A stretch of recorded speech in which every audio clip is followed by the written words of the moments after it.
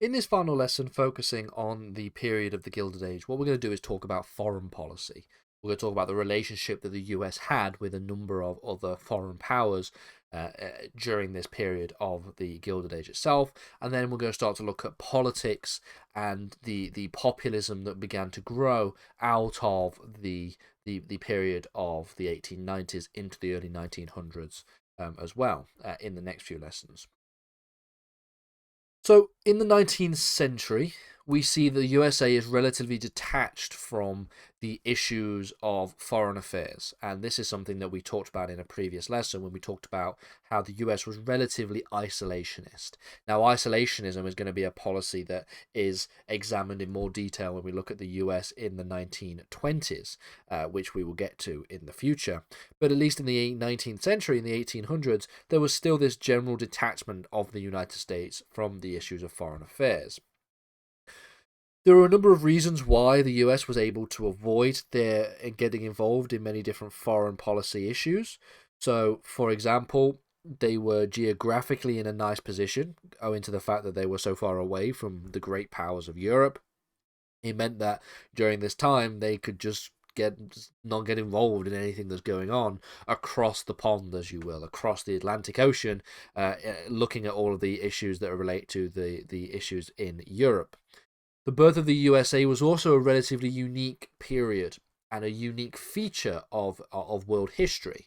The USA emerged from rebellion against an imperial power, which meant that they had no intention to be involved with such powers or to be considered such power itself. So therefore it did not feel like it wanted to get involved and meddle with the affairs of other countries and to get involved with the great powers of Europe, who were still very much empires at this point.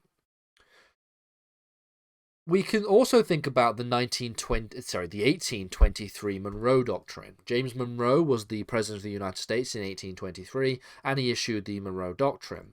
And this doctrine essentially warned European powers against involvement in the affairs on the American continent. So the Monroe Doctrine tried to disincentivize any kind of European involvement in American-based issues. This was mainly because of the wars of independence in Latin America against the likes of the Spanish and the Portuguese. And so the Monroe Doctrine essentially attempted to protect those former colonies of any kind of meddling by the great European empires. We see as well that during this period, during the entire century of the 1800s, a major shift goes away from the interest in the Americas by European empires to a greater interest in Asia and, more importantly, a greater interest in Africa. This becomes known in the late 1800s as the scramble for Africa, as empires start to try and carve up and take parts of the African continent. This is partly due to some of the issues that we see here, some of the things relating to the Monroe Doctrine and some of the issues relating to the American protection of these states in Latin America.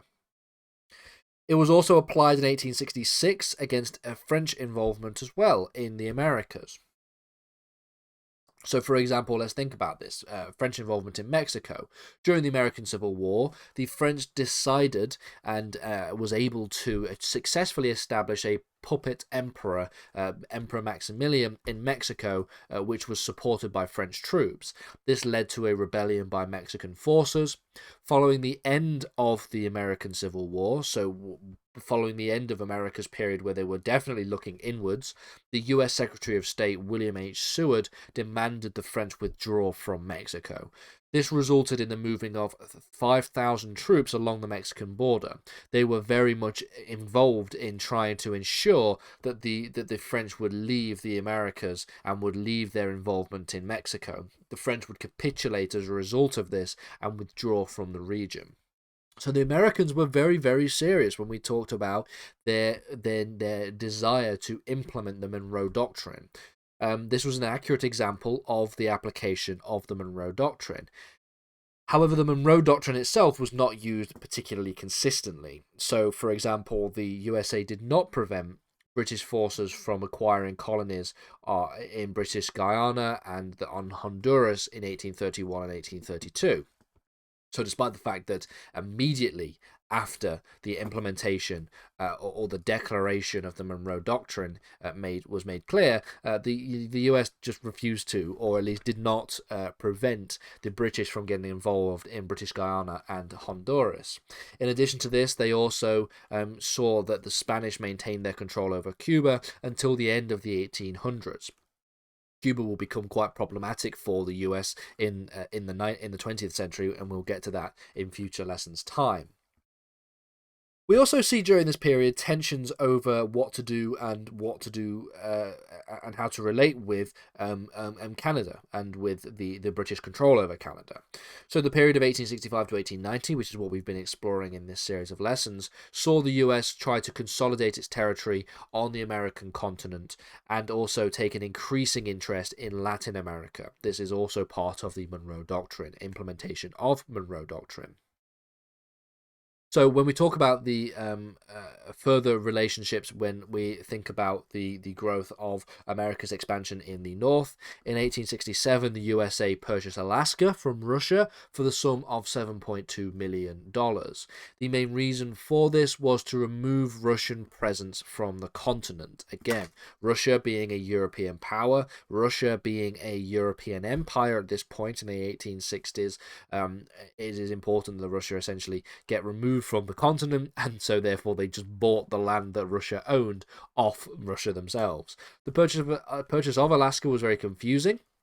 The Secretary of State, Seward, also had his own motivations for the purchase. He believed that the ports in Alaska could open the way for trade into northern Asia as well. Given the fact that in the 1860s, we still haven't completely closed the frontier, and there hasn't been a complete connection across the entire state of the USA, the purchase of Alaska could provide for opening of markets into the northern Asian regions, rather than doing so through the Pacific. Now, let's think back about Canada. Canada at the time was effectively a British colony during this period, and this made the Americans feel very uneasy because, of course, that meant that there was British presence over and just north of the American state itself. Now, this is problematic for two reasons. One, a European power, i.e. the British Empire. But two, the British Empire was the one that was directly fighting against the Americas in the Wars of Independence. So they made it even more, it was more controversial, essentially, at this point. There was naturally tension between the USA and Canada during this period. After Seward bought Alaska in the 1860s, he expected the Canadian province of British Columbia to request an annexation.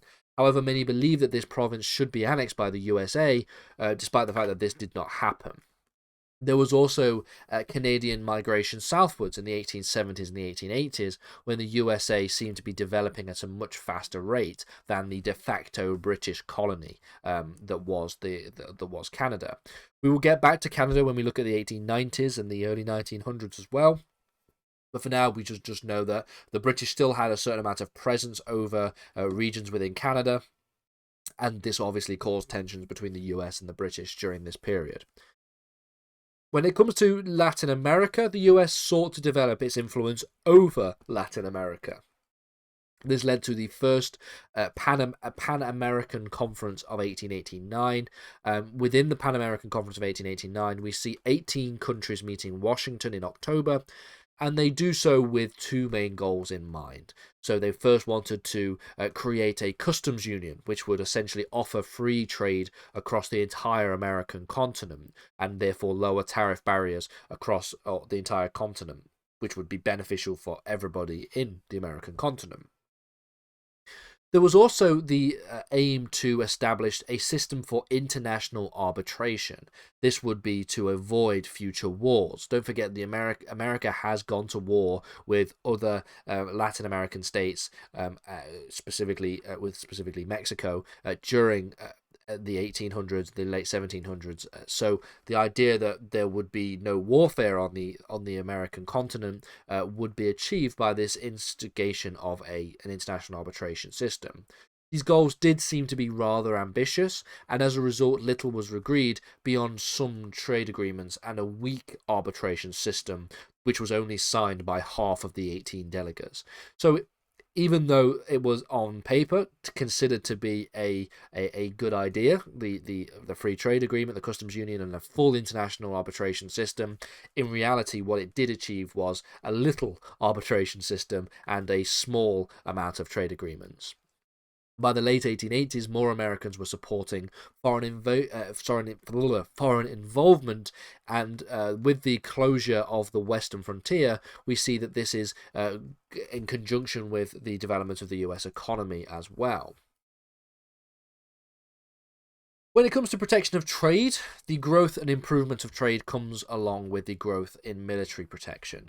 So despite this, by the 1880s, the army was limited to 25,000 men, and naval secretaries called for expansion of service, but their efforts were rebutted until the following decade, until the 20th century.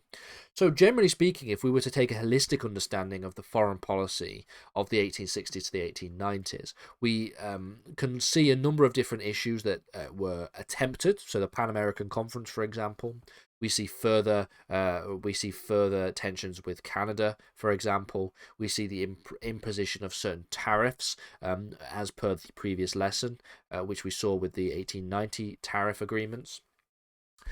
But generally speaking, the foreign policy during this period was relatively isolationist, and we would see isolationism continue to plague the US foreign policy for quite a while, and would get even worse essentially during the period of the 1920s.